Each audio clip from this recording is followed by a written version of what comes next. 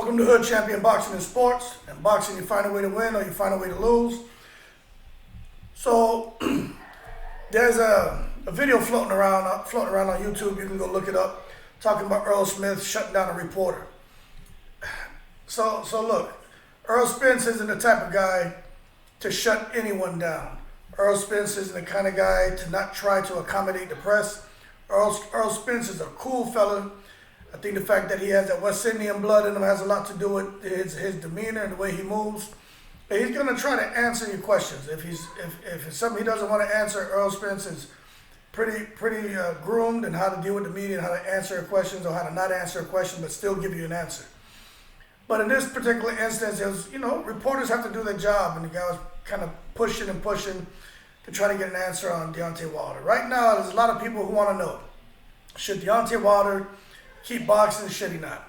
Okay, Errol Spence just got tired because the guy, kept trying to find ways to get him to say something about anything.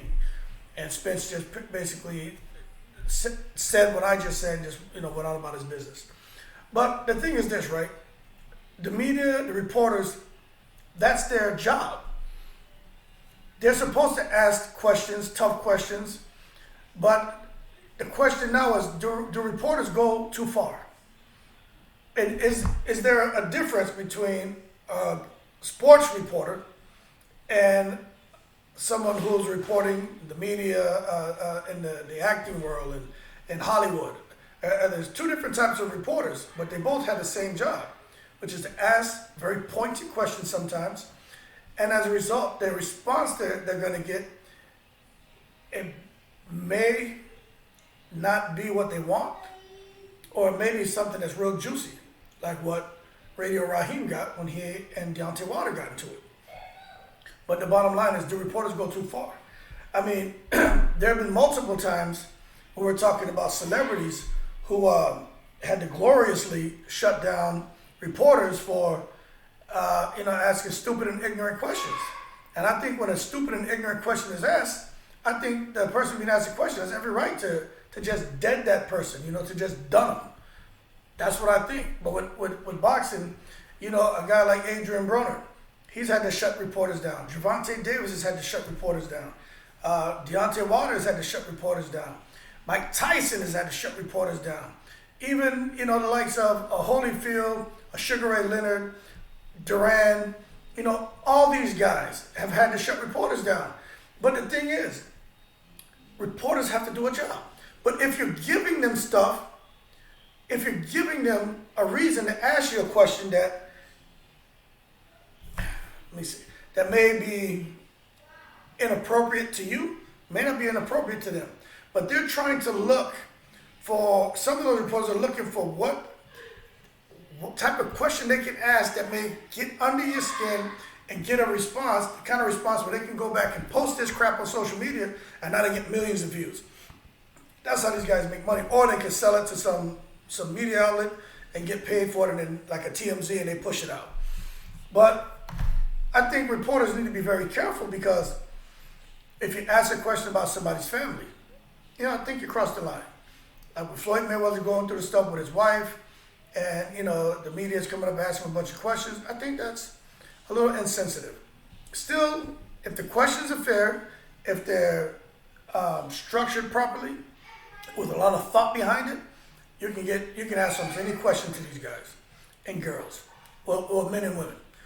But if not, you're gonna get what you're gonna get. Zab Judah, notorious for being a hothead. I remember after he got knocked out by Costa Zoo, I remember he went in his dressing room, and the reporter was coming in there. I think it was Jim Gray, and he was trying to ask him about him getting clipped, and just talking about how his body responded. And he was trying not to make fun of Zab, but he was trying to ask, kind of to figure out what was going on with his mind and body. The fact that Zab couldn't get up, and was it just a hard shot, or what was it? And Zab can be a bit intimidating, because especially when he was younger, because it was like Mike Tyson, you don't know what you're gonna get when you confront him. And Zab immediately was like, look, trying to be a funny guy, and got on the defensive. But I think that his question was fair, just the timing was off. because he just got knocked out. He's raging with emotions, and you come and ask him about him being knocked out. Zab didn't want to talk about it. So I think timing has a lot to do with it too. But a guy like Errol Spence, he doesn't want his name mixed up in any bull crap. He has a lot of respect for Deontay Wilder. So to try to get his opinion on something like that, you know, he did the right thing. I would have left it alone too. Now, the Charlo brothers, those guys are very easy targets. They're so emotional, they'll say anything. You can get them, whatever reaction you're looking to get out of them, the reporter, if he frames those questions right, he will always get a response, because those guys don't know how to just remain reticent. Their whole thing is saying what's on their mind. They're very passionate, speak with a lot of emotion, but it doesn't always work to your favor. But a lot of time, most of the time with them, it works to the reporter's favor. But when it comes to these reporters, they got to stop asking questions about race, or just be careful how they structure it, religion, asking about someone who's lost, asking about what they think as far as if someone should continue boxing, asking about if someone there's allegations about rape, like Rolly Romero, but he went out and he defended himself, asking stuff about money. You know, I think you can get to those things if you structure it right, the right way. But if you're looking to get a raise in them, and then, you know, you get what you're asking for. You know what I'm saying? If you're looking for problems, you're gonna find it. And they got, especially when it comes to people and people's children. Now, I'm gonna tell you somebody right now, very emotional person. It's just a matter of time before he gets hit with some questions by reporters, and he's gonna lose it.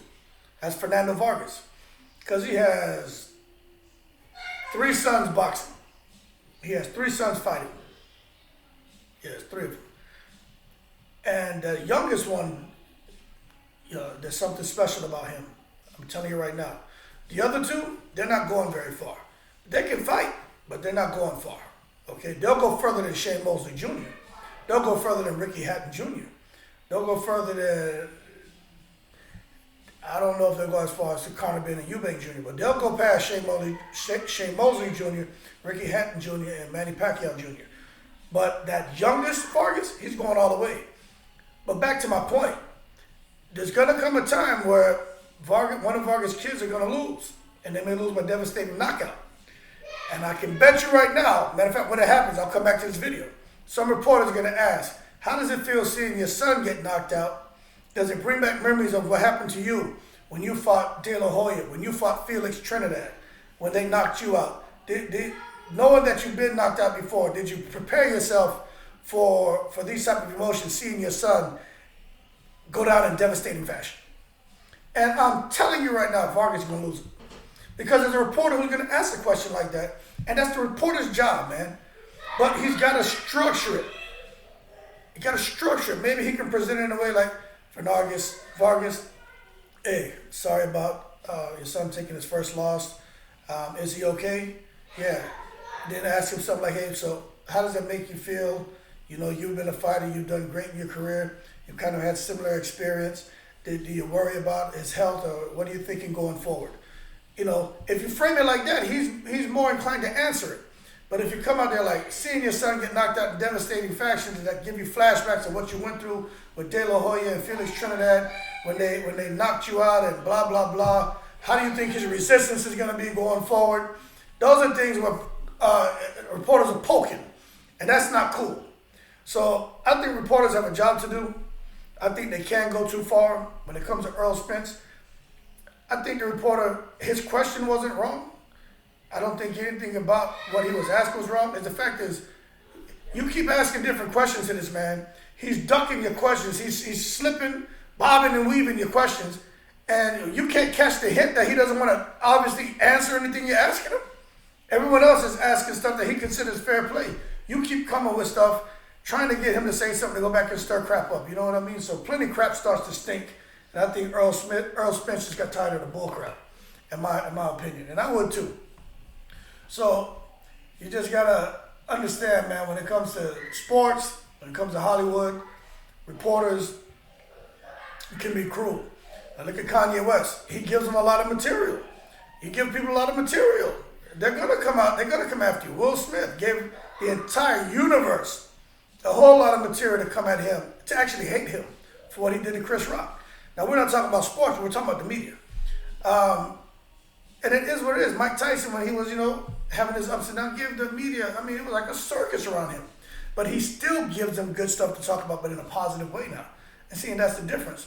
But when the media people want to go back and still talk about what they did in the past and the mistakes they made, that's where they go wrong. Like that clown, I'm sure y'all seen the interview where he talked about Mike Tyson, and I think he went in Canada somewhere, and how that would hurt someone's chances, some political affiliation, knowing that he's being associated with a rapist, an convicted rapist.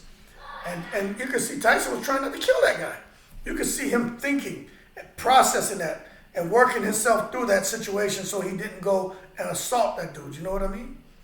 And that's what reporters, man, they gotta stop. They gotta stop. It's just not cool. They're not comedians. They don't get paid to make jokes and make light of things and kind of prove that, hey, we're all human. Nobody has a more dignity than anyone else based on economic status. But that being said, that's my 2 cents on this, man. Errol Spence didn't shut the reporter down.